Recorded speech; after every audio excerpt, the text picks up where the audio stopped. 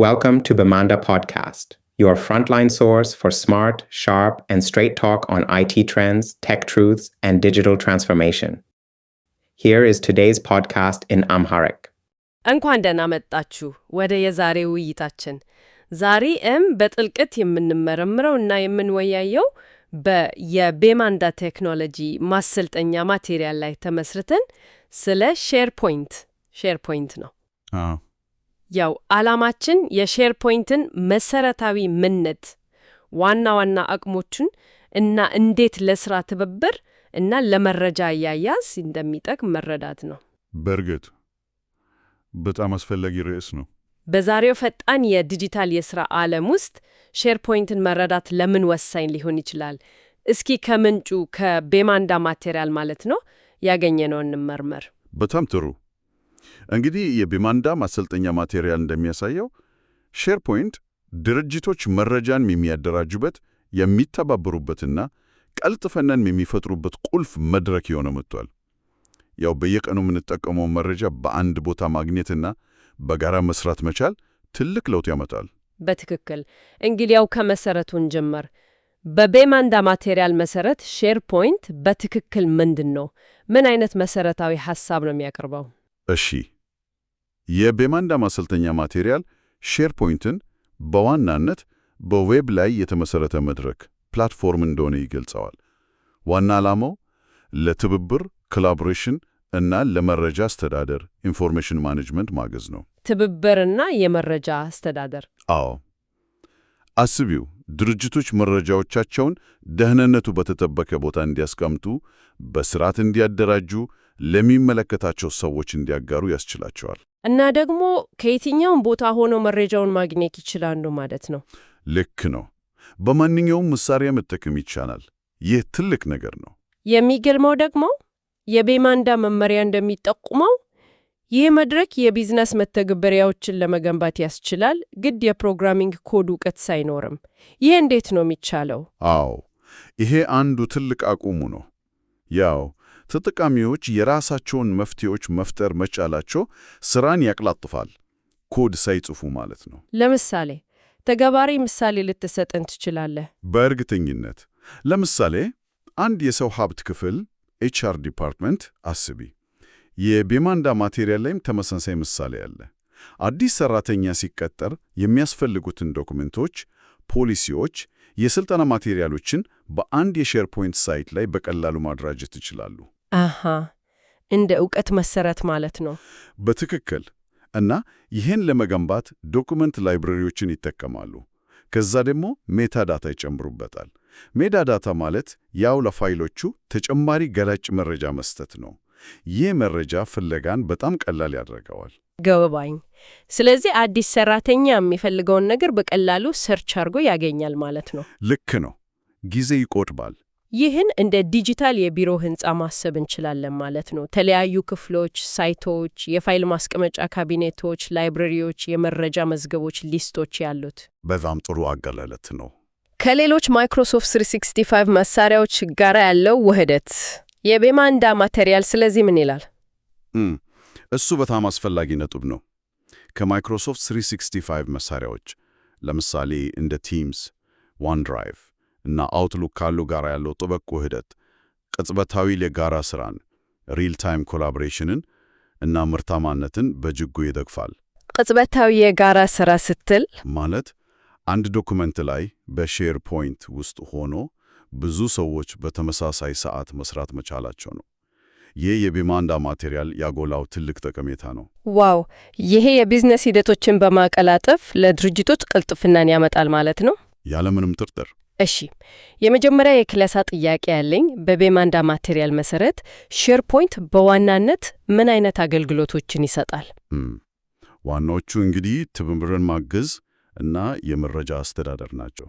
እና ሁለተኛ፣ ሼርፖይንትን ለመጠቀም የግድ የፕሮግራሚንግ ዕውቀት ያስፈልጋል? ለምን? አያስፈልግም።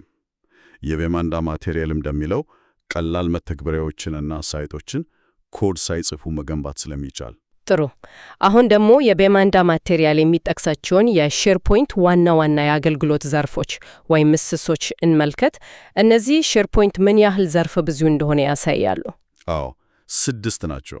የቤማንዳ ማቴሪያል በደንብ ይዘረዝራቸዋል።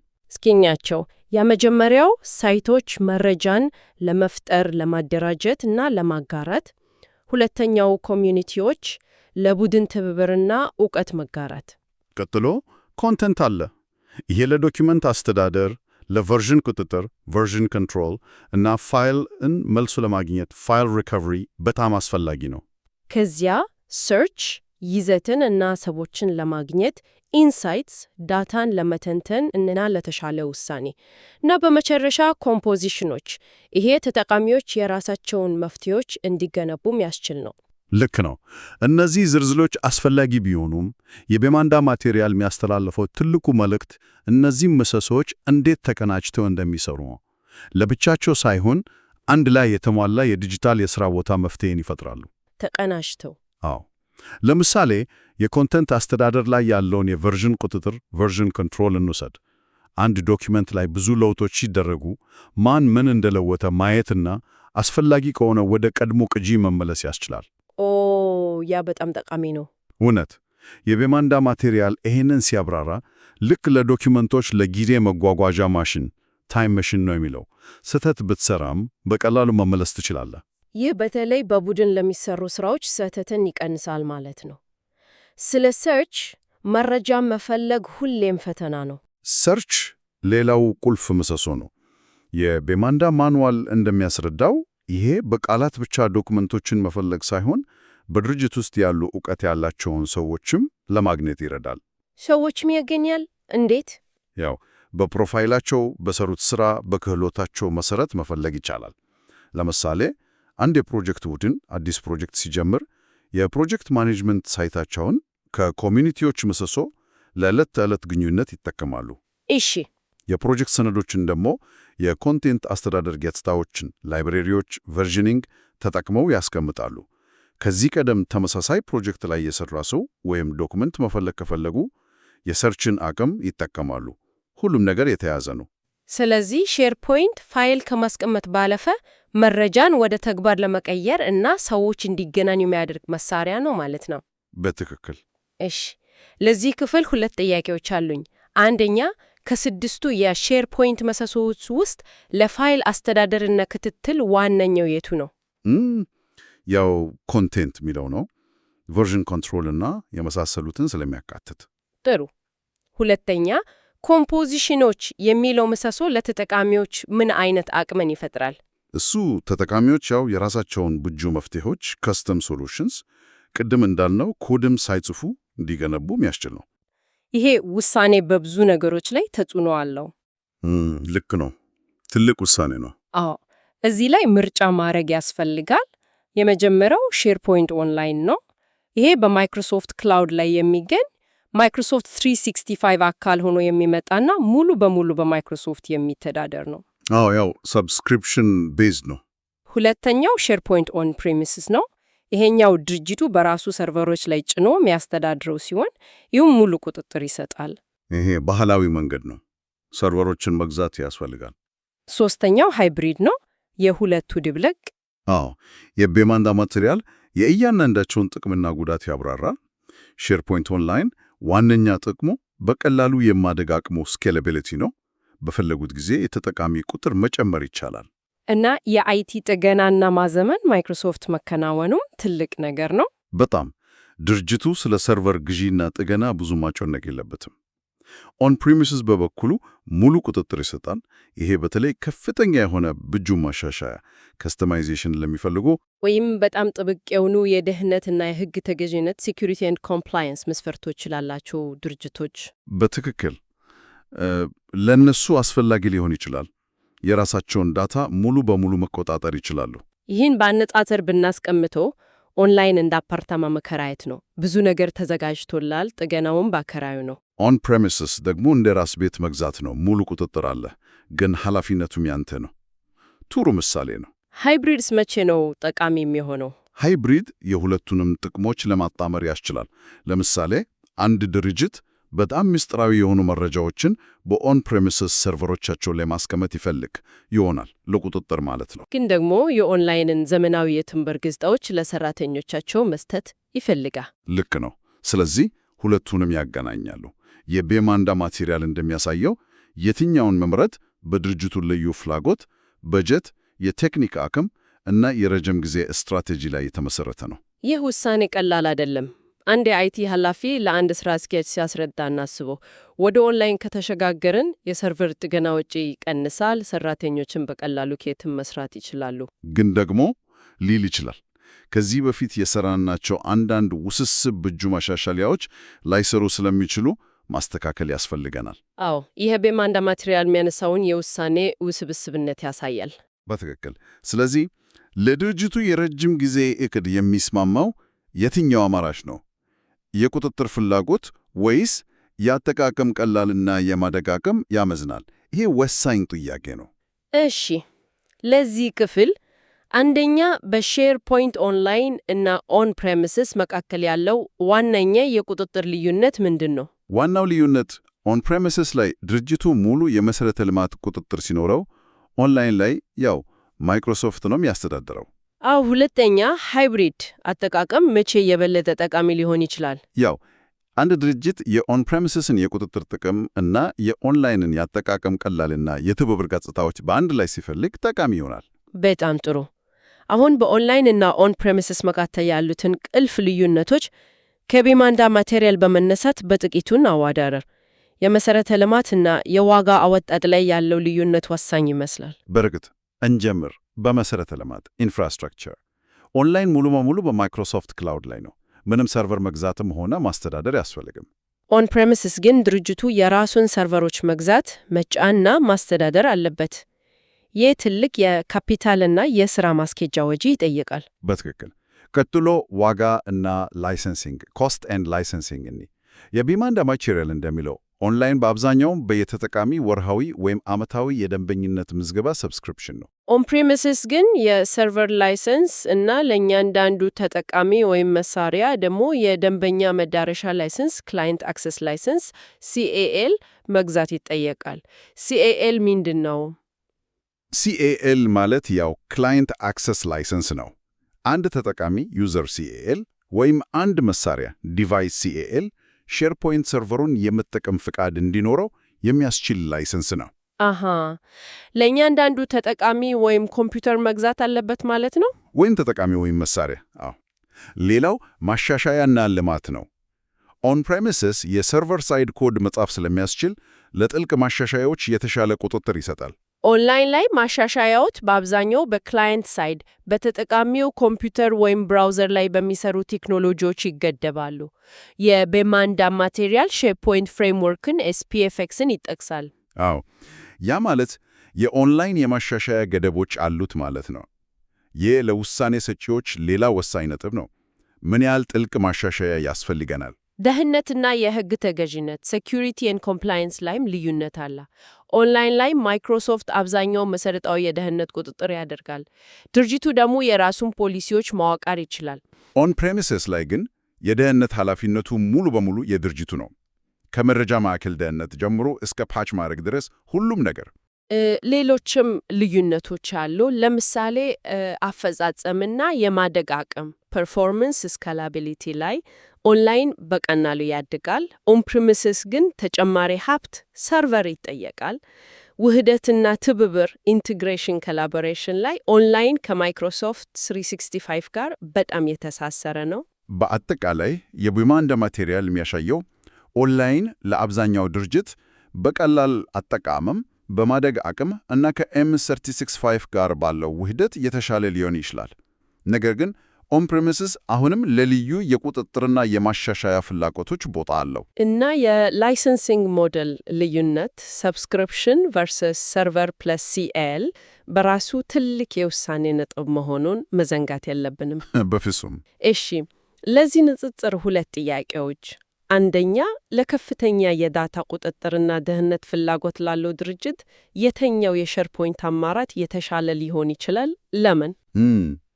ያው ኦን ፕሬሚስስ ነው፣ ምክንያቱም ሙሉ ቁጥጥር በድርጅቱ እጅ ስለሚሆን። ሁለተኛ፣ በዋጋ ወሳስን ላይሰንሲንግ በኩል በኦንላይንና ኦን ፕሬሚስስ መካከል ያለው መሰረታዊ ልዩነት ምንድን ነው? ኦንላይን በአብዛኛው በየተጠቃሚ የደንበኝነት ምዝገባ ሰብስክሪፕሽን ሲሆን፣ ኦን ፕሪሚስስ ደግሞ የሰርቨር ላይሰንስ እና ለእያንዳንዱ ተጠቃሚ ወይም ዲቫይስ CAL ክላይንት አክሰስ ላይሰንስ ይፈልጋል። በጣም ጥሩ። አሁን ስለ ላይሰንሲንግ በጥቂቱ እናውራ። የቤማንዳ ማቴሪያል ይሄንንም ያብራራል። አዎ፣ የላይሰንስ ሞዴሉ በቀጥታ ወጪንና ተደራሽነትን ይወስናል። የኦንላይን እንዳልከው በየተጠቃሚ ነው። ለብቻው እንደ ፕላን 1 ወይም ፕላን 2 መግዛት ይቻላል። ወይም ደግሞ በማይክሮሶፍት 365 ፕላኖች እንደ E3፣ E5 ውስጥ ተካቶ ይመጣል። ልክ ነው። የኦንላይን ላይሰንስ ዋነኛ ጥቅሙ ማዘመኛዎች፣ አፕዴቶች በማይክሮሶፍት መደረጋቸውና ከውጭ አካላት ጋር በቀላሉ ማጋራት ኤክስተርናል ሼሪንግ መቻሉ ነው። ኦን ፕሬሚሲስ ደግሞ የሰርቨር ፕለስ CLM ሞዴል ነው። የቤማንዳ ማቴሪያል ስለ ስታንዳርድ CL እና ኤንተርፕራይዝ CL ይናገራል። ልዩነቱ ምንድን ነው? ስታንዳርድ CL መሰረታዊ የሆኑ የሼርፖይንት ገጽታዎችን ትብብር ሳይቶች ፈለጋ የመጠቀም ፍቃድ ይሰጣል። ኤንተርፕራይዝ CL ደግሞ በስታንዳርድ CL ላይ ተጨማሪ የላቁ ገጽታዎችን ለምሳሌ ቢዝነስ ኢንቴሊጀንስ የተሻሻለ ፈለጋ ለመጠቀም ያስችላል። ኤንተርፕራይዝ CL ከስታንዳርድ CL በተጨማሪ ነው የሚገዛው። ስለዚህ ኤንተርፕራይዝ ተጨማሪ ብር ያስወጣል ማለት ነው። ለምን አንድ ድርጅት ኤንተርፕራይዝ CL ሊፈልግ ይችላል? ያው እንደ ዳታ ትንተና BI ያሉ የላቁ ገጽታዎችን ለመጠቀም ከፈለገ ኤንተርፕራይዝ CL ያስፈልገዋል። ለምሳሌ የፋይናንስ ክፍል ውስብስብ ሪፖርቶችን በሼርፖይንት መስራት ከፈለገ ሊያስፈልገው ይችላል። እና በዩዘር CL እና ዲቫይስ CL መካከልስ አለው ልዩነት ምንድን ነው? ዩዘር CAL ለአንድ የተወሰነ ተጠቃሚ ፍቃድ ይሰጣል። ያ ተጠቃሚ በፈለገው መሳሪያ ሼርፖይንትን መጠቀም ይችላል። ዲቫይስ CAL ደግሞ ለአንድ የተወሰነ መሳሪያ ፍቃድ ይሰጣል። ያንን መሳሪያ የሚጠቀሙ ተጠቃሚዎች በሙሉ ሼርፖይንትን መጠቀም ይችላሉ። ድርጅቱ እንደያጠቃቀሙ የሚሻለውን ይመርጣል። ይሄ የላይሰንሲንግ ጉዳይ ትንሽ ውስብስብ ይመስላል። ያው ትንሽ ትኩረት ይፈልጋል፣ በተለይ ለኦን ፕሪሚስስ። ለዛ ነው የቤማንዳ ማቴሪያል በደንብ የሚያብራራው። እሺ፣ የዚህ ክፍል ጥያቄዎች፣ አንደኛ ለሼርፖይንት ኦንላይን የላይሰንስ አማራጮች ምንድን ናቸው?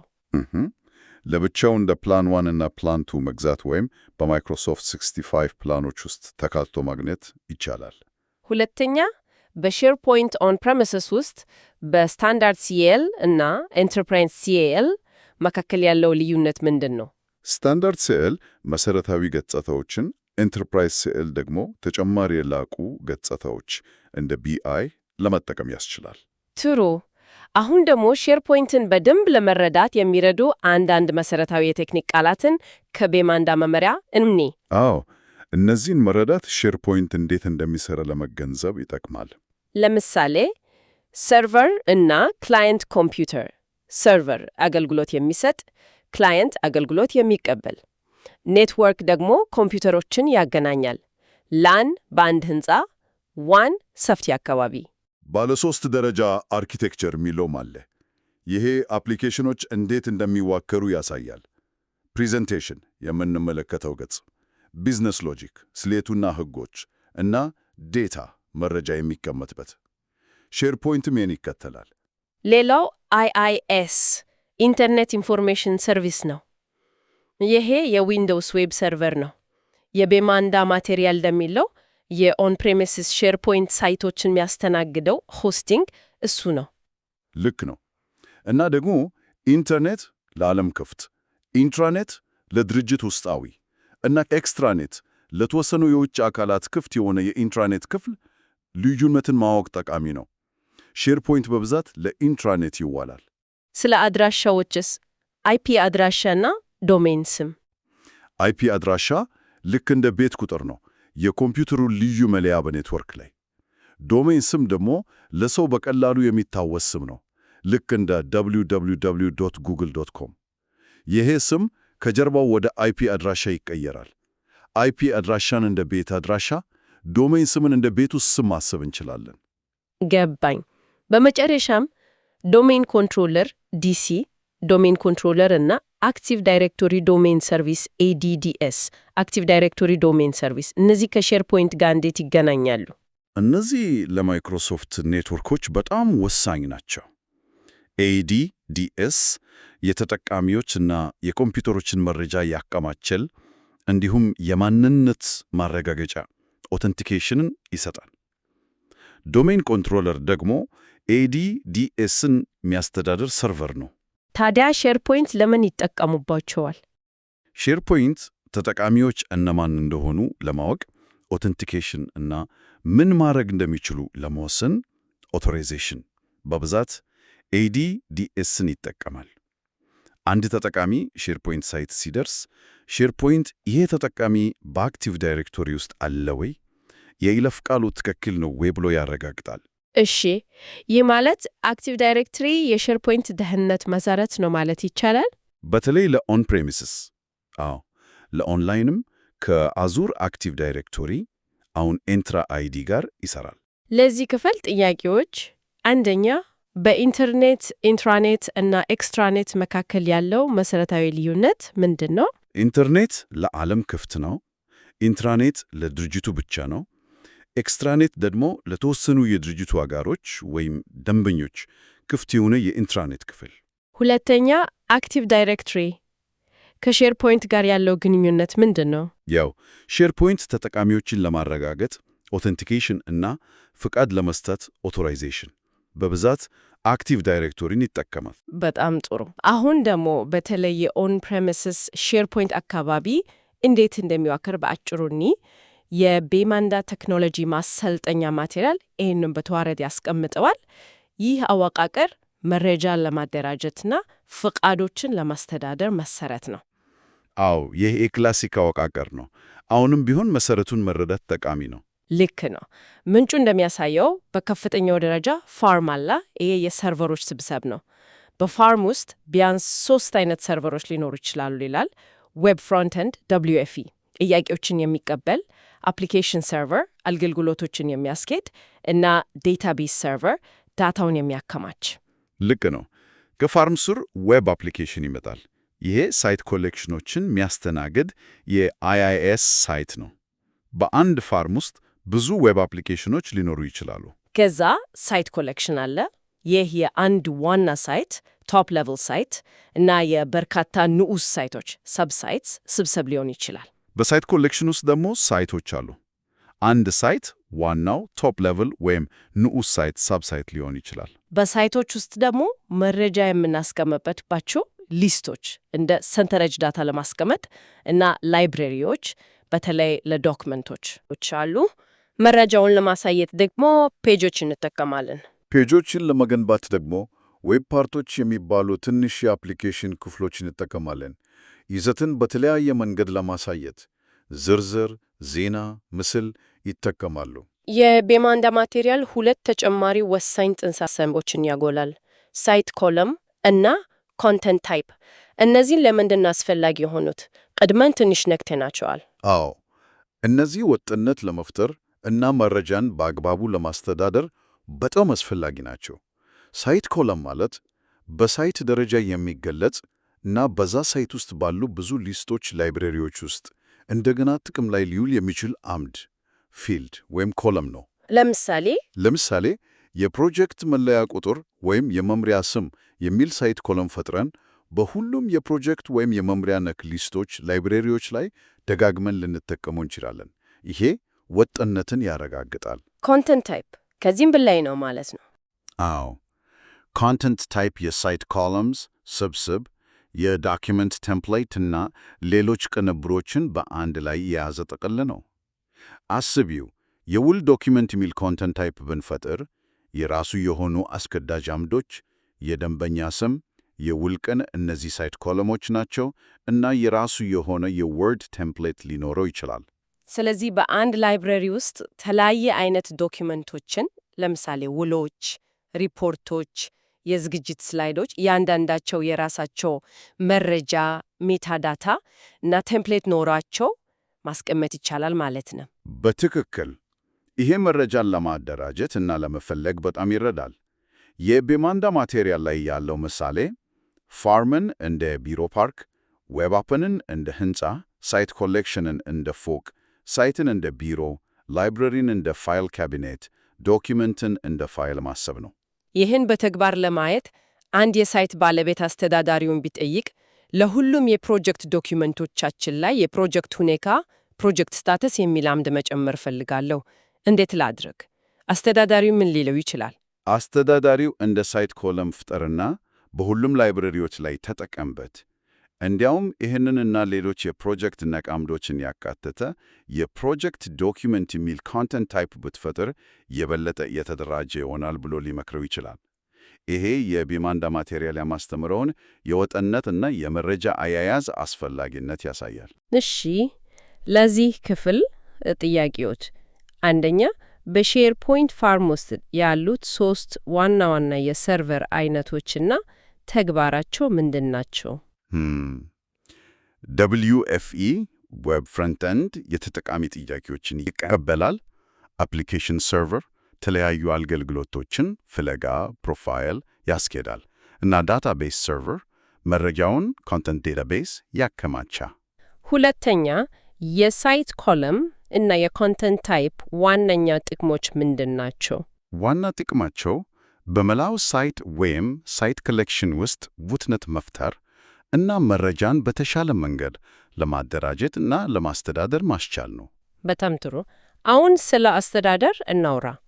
ሼርፖይንትን ማስተዳደር በተለይ በኦን ፕሬሚስስ እና ኦንላይን መካከል ይለያል። የቢማንዳ ማስታወሻዎች ይህን ልዩነት ያሳያሉ። አዎ፣ የአስተዳዳሪው ሚና እና የሚጠቀሙባቸው መሳሪያዎች ይለያያሉ። ለኦን ፕሬሚስስ አስተዳደር ዋናው መሳሪያ ሴንትራል አድሚኒስትሬሽን መሆኑን ምንጩ ይጠቀሳል። ይሄ ዌብ ቤስድ የሆነ አስተዳደር መተግበሪያ ነው። ልክ ነው። አስተዳዳሪዎች እዚህ ገብተው ከሞላ ጎደል ሁሉንም ነገር ይቆጣጠራሉ።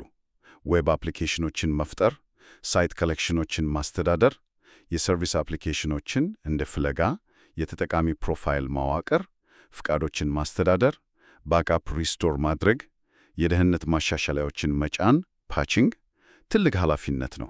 ለኦንላይን ደግሞ ዋናው የአስተዳደር ማዕከል ሼርፖይንት አድሚን ሴንተር ነው። ይሄ በማይክሮሶፍት 65 አድሚን ሴንተር ውስጥ ይገኛል። እዚህ ያለው ትኩረት በአብዛኛው አገልግሎቶቹን በመዋከር ላይ ነው። ለምሳሌ ሳይቶቹን መፍጠርና ማስተዳደር፣ የማጋራት ፖሊሲዎችን ሼሪንግ ሴቲንግስ መውሰድ፣ ከውጭ ሰዎች ጋር መጋራት ይቻል ወይ፣ የማከማቻ ገደቦችን ስቶሬጅ ሊሚትስ ማዘጋጀት፣ የተጠቃሚዎችን ሚና ማስተዳደር፣ የሕግ ተገዥነትና ደህንነት ፖሊሲዎችን እንደ ዳታ ሎስ ፕሪቨንሽን DLP መዋከር። ይህ ማለት በኃላፊነት ላይ ትልቅ ሽግግር አለ ማለት ነው። የኦን ፕሬሚስስ አስተዳዳሪዎች ሰርቨሮቹን፣ ኦፕሬቲንግ ሲስተሙን፣ ፓቺንጉን ሁሉ ነው የሚያስተዳድሩት። በትክክል። የኦንላይን አስተዳዳሪዎች ደግሞ በአብዛኛው አገልግሎቱን ነው የሚያስተዳድሩት። ሳይቶች፣ ተጠቃሚዎች፣ ፖሊሲዎች፣ የመሰረተ ልማቱን፣ ሰርቨሮች፣ ኔትወርክ፣ ፓቺንግ ኃላፊነት ማይክሮሶፍት ይወሰዳሉ። ለምሳሌ አንድ የደህንነት ፓች ሴኩሪቲ ፓች የመጫን ሂደትን እናወዳደር። የቢማንዳ ማቴሪያል እንደሚጠቁመው በኦን ፕሬሚስስ ይሄ በእጅ የሚሰራ ቅዳሜና እሁድ ሊሰራ የሚችል ጊዜ የሚወስድና ጥንቃቄ የሚፈልግ ሂደት ነው። በኦንላይን ግን ይሄ በአብዛኛው በማይክሮሶፍት በራስ ሰሪው ይከናወናል። አስተዳዳሪው ስለዚህ ብዙ መጨነቅ የለበትም። ይሄ ለአይቲ ቡድኖች ትልቅ እፎይታ ነው። ግን የቢማንዳ ማቴሪያል አንድ የጋራ መሳሪያ እንዳለ ይጠቅሳል፣ ፓወርሼል። አዎ፣ ፓወርሼል በሁለቱም ከባቢዎች ውስጥ ለአውቶሜሽን እና ለላቁ የአስተዳደር ተግባራት በጣም ጠቃሚ የኮማንድ ላይን መሳሪያ ነው። በአድሚን ሴንተሮች ማይቻሉ ወይም በጣም አድካሚ የሆኑ ስራዎችን በፓወርሼል በቀላሉ መስራት ይቻላል። እሺ፣ ለዚህ ክፍል አንደኛ ለኦን ፕሬሚስስ ሼርፖይንት ዋናው የአስተዳደር መተግበሪያ ኢንተርፌስ ምንድን ነው? ለኦንላይንስ ለኦን ፕሬሚስስ ሴንትራል አድሚኒስትሬሽን ነው። ለኦንላይን ደግሞ ሼርፖይንት አድሚን ሴንተር ነው። ሁለተኛ በሁለቱም የሼርፖይንት አይነቶች ኦንላይን እና ኦን ፕሬሚስስ አስተዳደር ውስጥ ፓወርሼል ምን አይነት ጥቅም ይሰጣል? ዋና ጥቅሙ ያው ስራዎችን በራስ ሰር ለማከናወን አውቶሜሽን እና ብዙ ስራዎችን በአንድ ጊዜ ለመስራት ባልክ ኦፕሬሽንስ ያስችላል። ጥሩ። ሼርፖይንት ባለፉት ዓመታት ብዙ ተለውጧል። የቢማንዳ ማቴሪያል ከክላሲክ ሂራርኪካል አወቃቀር ወደ ዘመናዊ ጠፍጣፋ አወቃቀር የተደረገውን ሽግግር በደንብ ያብራራ። አዎ፣ ይሄ በጣም አስፈላጊ ለውጥ ነው። ከ2001 ጀምሮ ብዙ ቨርዥኖች አልፈዋል። 2003 ሞስ 2007 2010 2013 2016 2019 አሁን ደግሞ ሰብስክሪፕሽን ኤዲሽን ለኦን ፕሪሚስስ እና ኦንላይን አለ። ክላሲክ አወቃቀር ማለት ቅድም ያየነው አይነት ሳይት ኮሌክሽኖች በውስጣቸው ንዑስ ሳይቶች የሚኖራቸው ጥብቅ ተዋረድ ያለው ስርዓት ነው። ፍቃዶችና ናቪጌሽንም በአብዛኛው ይወረሳሉ። ልክ ነው። ይህ አወቃቀር በተለይ ለትላልቅና ውስብስብ ድርጅቶች ግትር ሪጂድና ለማስተዳደር አስቸጋሪ ሊሆን ይችላል። ዘመናዊው አካሄድ እንዴት ነው የሚለየው? ዘመናዊ አካሄድ በንዑስ ሳይቶች ፋንታ የእያንዳንዱ ሳይት ቲም ሳይትም ሆነ ኮሚኒኬሽን ሳይት እንደ ገለልተኛ ሳይት ኮሌክሽን እንዲፈጠር ያበረታታ። ስለዚህ አወቃቀሩ ጠፍጣፋ ይሆናል። ታዲያ እነዚህ ገለልተኛ ሳይቶች እንዴት ይገናኛሉ? ሀብ ሳይቶች በሚባሉ ማዕከሎች አማካኝነት ይገናኛሉ። አንድ ሀብ ሳይት ከስሩ በርካታ ሳይቶች ቲም ሳይትስ፣ ኮሚኒኬሽን ሳይትስ ሊያገናኝ ይችላል።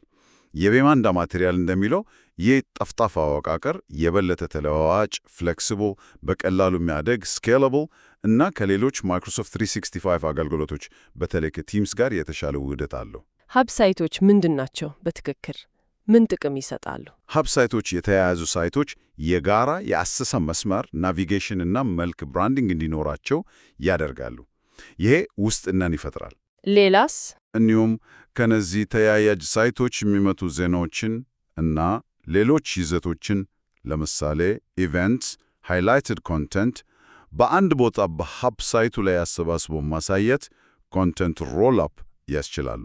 ይህን በምሳሌ ብናየው ክላሲክ አወቃቀርን እንደ ጥብቅ የቤተሰብ የዘር ሐረግ ከላይ ወደ ታች የሚወርድ ብናስብ፣ ዘመናዊው አወቃቀር ደግሞ እንደ በሀቦች ማዕከሎች የተገናኙ የጓደኞች ወይም የፕሮጀክቶች መረብ ነው። የለበለ ተለዋዋጭ ነው።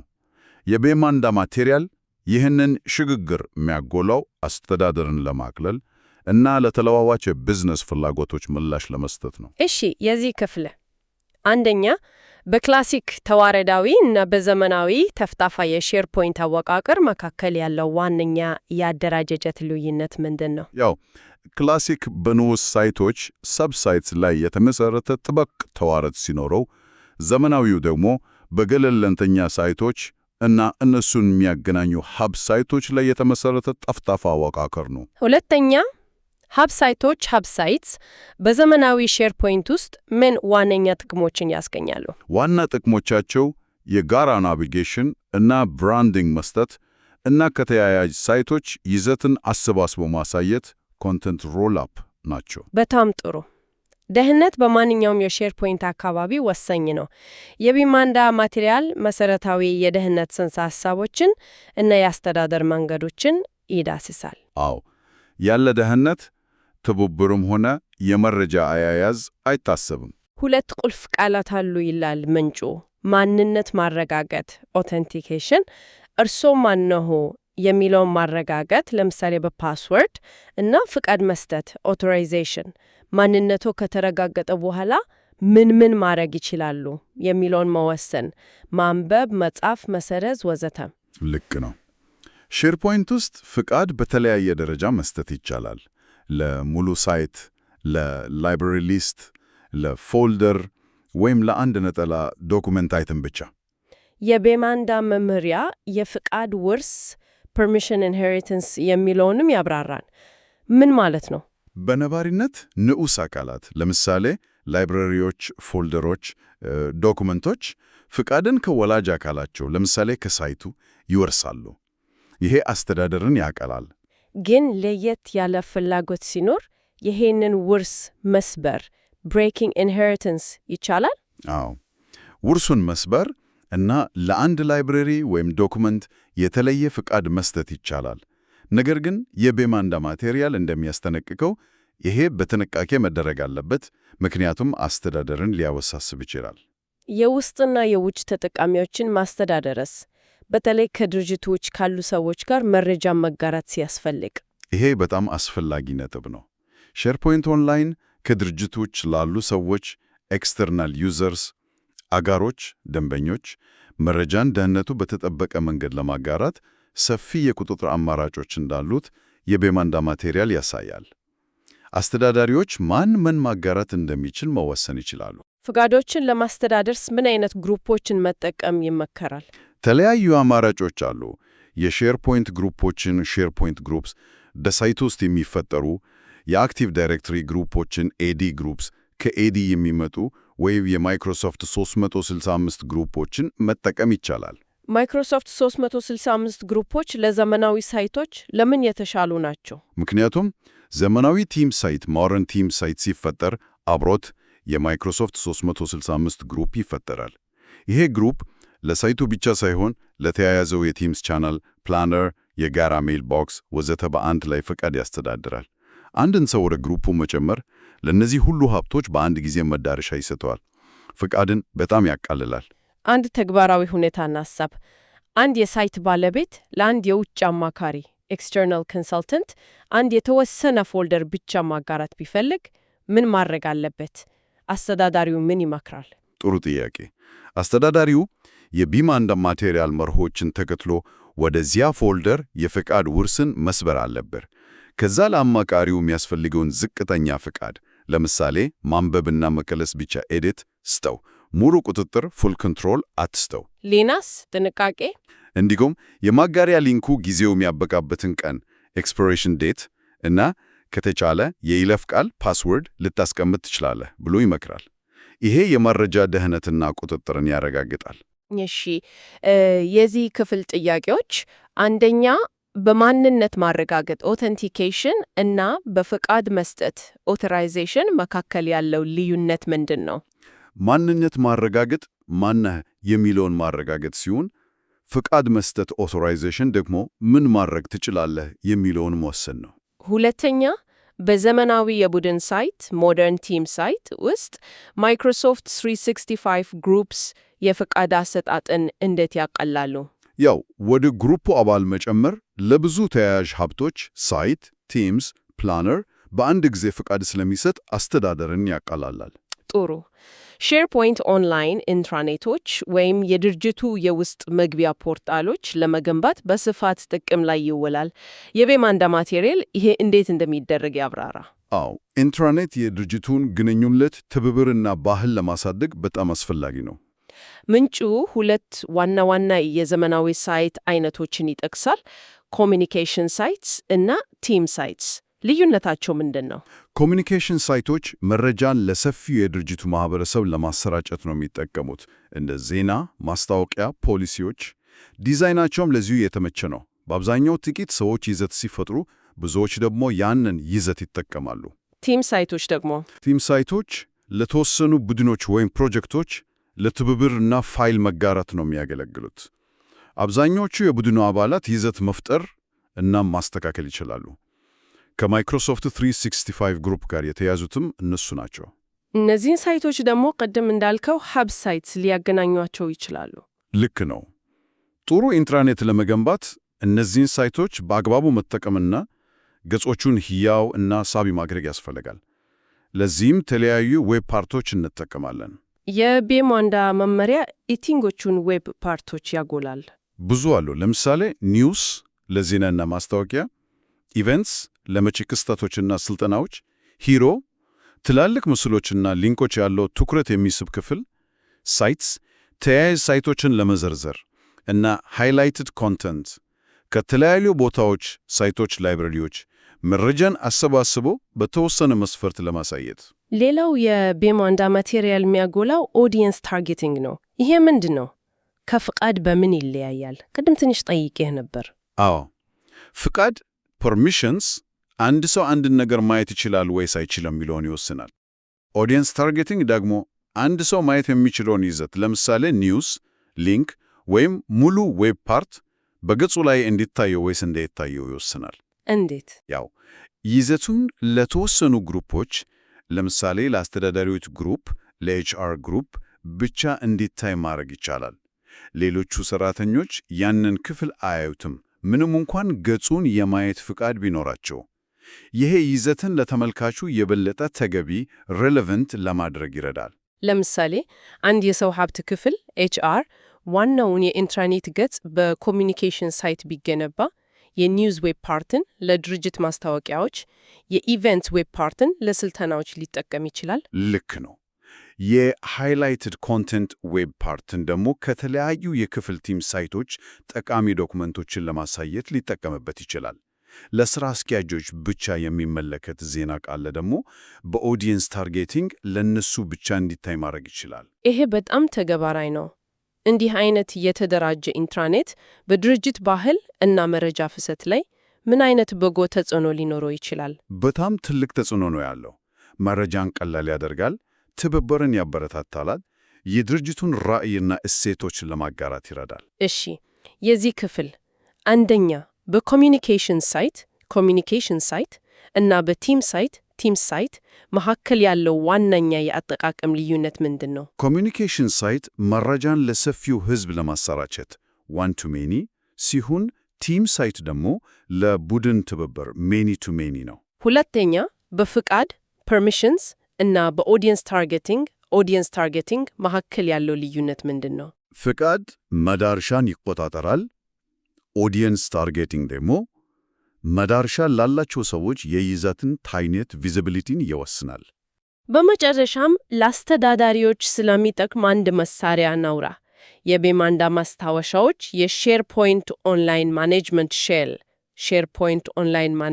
ሼል የተባለውን የፓወርሼል መተግበሪያ አስፈላጊነት ያጎላሉ። አዎ፣ ይሄ ለአስተዳዳሪዎች በጣም ኃይለኛ መሳሪያ ነው። ፓወርሼል ይሄ የኮማንድ ላይን መሳሪያ ከአድሚን ሴንተር በተጨማሪ ለምን ያስፈልጋል? ቅድም ትንሽ ጠቅሰናል። የቤማንዳ ማቴሪያል እንደሚያብራራው ፓወርሼል በተለይ ለአውቶሜሽን እና ለጅምላ ስራዎች በልክ ኦፕሬሽንስ በጣም ኃይለኛ ነው። በአድሚን ሴንተር አንድ ባንድ ከሚሰሩ ስራዎች ይልቅ ፓወርሼልን ተጠቅሞ በአንድ ጊዜ 100 ሳይቶች መፍጠር፣ የሺህ ተጠቃሚዎችን ፍቃድ ማስተካከል ወይም ስለ ሁሉም ሳይቶች ዝርዝር ሪፖርት ማውጣት ይቻላል። ይሄ ጊዜ ይቆጥባል ማለት ነው። በጣም ትላልቅ አካባቢዎችን በብቃት ለማስተዳደር አስፈላጊ ነው። እሱን ለመጠቀም ምን ያስፈልጋል? የቤማንዳ መመሪያ ምን ይላል? መጀመሪያ ማኔጅመንት ሼል ሞጁሉን መጫን ያስፈልጋል። ከማይክሮሶፍት ሳይት ማውረድ ይቻላል። ከዛ ኮኔክት ኤስፒኦ ሰርቪስ የሚለውን ኮማንድ ተጠቅሞ ከሼርፖይንት ኦንላይን ቴነንት ጋር መገናኘት ኮኔክት ያስፈልጋል። እዚህ ላይ የአስተዳዳሪ አካውንት እና የይለፍ ቃል ይጠየቃል። MFA መልቲፋክተር ኦተንቲኬሽን ካለ እሱንም መደገፍ አለበት። ከተገናኘው በኋላስ የተለያዩ ኮማንዶችን ኤስፒኦ ሳይት መጠቀም ይቻላል። የቤማንዳ ማቴሪያል የተወሰኑትን ይጠቅሳል። ለምሳሌ ኒው ኤስፒኦ ሳይት አዲስ ሳይት ኮሌክሽን ለመፍጠር፣ ጌት ኤስፒኦ ሳይት ያሉትን ሳይቶች ለመዘርዘር፣ ሴት ኤስፒኦ ሳይት ደግሞ የሳይት ቅንብሮች እንደ ማከማቻ ኮታ፣ ስቶሬጅ ኮታ ወይም የውጭ ማጋራት ኤክስተርናል ሼሪንግ ቅንበር ለመቀየር ይጠቀማል። ሪሙቭ ኤስፒኦ ሳይት ደግሞ ሳይትን ለማጥፋት ነው። ለምሳሌ አንድ አስተዳዳሪ በድርጅቱ ውስጥ ያሉትን ሁሉንም ሳይቶች እና የተጠቀሙትን የማከማቻ መጠን ስቶሬጅ ዩዜጅ በፍጥነት ማወቅ ቢፈልግ ጌት ኤስፒኦ ሳይት ሴሌክት ኦብጀክት ዩአርኤል ስቶሬጅ ዩዜጅ ከረንት አይነት ኮማንድ በፓወርሼል በቀላሉ ማስኬድ ይችላል ማለት ነው። በትክክል ይሄ በአድሚን ሴንተር ሊገኝ ይችላል፣ ግን ብዙ ክሊክ ይጠየቅ ይሆናል። ፓወርሼል ለእንደዚህ አይነት ሪፖርቶችና ለጀምላ ለውጦች በጣም ፈጣን ነው። የቤማንዳ ማቴሪያልም የሞጁሉን ወቅታዊ አፕዴትድ ማድረግ ያለውን ጠቀሜታ ያንሳል፣ አዳዲስ ኮማንዶችና ማሻሻሊያዎች ስለሚኖሩ። እንደ ተቀባራይ ምክር አስተዳዳሪዎች በሙከራ አካባቢ ቴስት ኢንቫይሮንመንት ውስጥ ያሉትን ሁሉንም ሳይት ኮሌክሽኖች ለመዘርዘር ጌት ኤስፒኦ ሳይት ሚሮን ኮማንድ በመጠቀም ቢሞክሩት ጥሩ ጅምር ይሆናል። በጣም ጥሩ ሐሳብ ነው። ከመተግበሩ በፊት መሞከር አስፈላጊ ነው። እሺ፣ ለዚህ የመጨረሻ ክፍል አንደኛ የሼርፖይንት ኦንላይን ማኔጅመንት ሼልን መጠቀም ዋነኛ ጥቅሞቹ ምንድን ናቸው? ዋና ጥቅሞች ያው ስራዎችን በራስ ሰር ለማከናወን ኦቶሜሽን እና ብዙ ስራዎችን በአንድ ጊዜ ለመስራት ባልክ ኦፐሬሽን ማስቻል ነው። ሁለተኛ በፓወርሼል በኩል የሳይት ኮሌክሽን መፍጠር የሚያስችለው ኮማንድ ምንድን ነው? በምንጭ መሰረት ኒው ኤስፒኦ ሳይት ነው። በጣም ጥሩ። እንግዲህ ዛሬ የቤማንዳ ቴክኖሎጂ ማሰልጠኛ ማቴሪያል ላይ ተመስርተን ስለ ሼርፖይንት ብዙ ወሳኝ ነጥቦችን ዳሰናል። ሼርፖይንት ለትብብር እና መረጃ አስተዳደር ምን ያህል ሁለገብ መድረክ እንደሆነ ተመልክተናል። አዎ፣ የተለያዩ የአገልግሎት አማራጮች ኦንላይን፣ ኦን ፕሬሚስስ፣ ሃይብሪድ እና 6ቱ ምሰሶዎቹ ሳይቶች፣ ኮሚዩኒቲዎች፣ ኮንቴንት፣ ሰርች፣ ኢንሳይትስ፣ ኮምፖዚሽኖች እንዴት ተቀናጅተው እንደሚሰሩ አይተናል። እንዲሁም ከክላሲክ ተዋረዳዊ አወቃቀር ወደ ዘመናዊ ጠፍጣፋ አወቃቀር የተደረገውን ሽግግር እና የሀብ ሳይቶች ጠቀሜታ አንስተናል። የደህንነት እና የፍቃድ አስተዳደር ወሳኝነት authentication versus authorization፣ inheritance፣ M365 groups እና ኢንትራኔቶችን ለመገንባት ያለውን አቅም communication versus team sites፣ web parts፣ audience targeting ተመልክተናል። እንደ ሴንትራል አድሚን ሴንተር እና ፓወርሼል ያሉ የአስተዳደር መሳሪያዎች ያላቸውን ሚናም አልዘነጋንም። በጣም ሰፊ ርዕስ ነው፣ ግን መሰረታዊ ነጥቦቹን ለመሸፈን ሞክረናል። በድጋሚ እናስታውሳለን፣ የሁሉ መረጃ የተመሰረተው በቤማንዳ ቴክኖሎጂ ማሰልጠኛ ማቴሪያል ላይ ነው። የመጨረሻ አነቃቂ ሐሳብ ልስጥ። የቤማንዳ ማቴሪያል እንደሚያሳየው ሼርፖይንትን እንደ ቀላል የፋይል ማከማቻ ብቻ ማየት በቂ አይደለም። እውነት ነው። አወቃቀሩን፣ የአስተዳደር አማራጮቹን እና የትብብር አቅሞቹን በጥልቀት መረዳት በአንድ ድርጅት ውስጥ ሥራ የሚደራጀበትን፣ ዕውቀት የሚጋራበትን እና ቅልጥፍና የሚፈጠርበትን መንገድ እንዴት ሊለውጠው ይችላል? እያንዳንዳችን ልናስብበት የሚገባ ጥያቄ ነው። በእርግጥም ልናስበት የሚገባ ጥያቄ ነው። ይህንን መረጃ ላገኘንበት የቤማንዳ ቴክኖሎጂ ማሰልጠኛ ማቴሪያል ምስጋናችንን እያቀረብን ለዛሬ የነበረን ውይይት ይህን ይመስላል። በቀጣይ በሌላ ርዕስ እንገናኝ። ደህና ሁኑ። ደህና ሁኑ።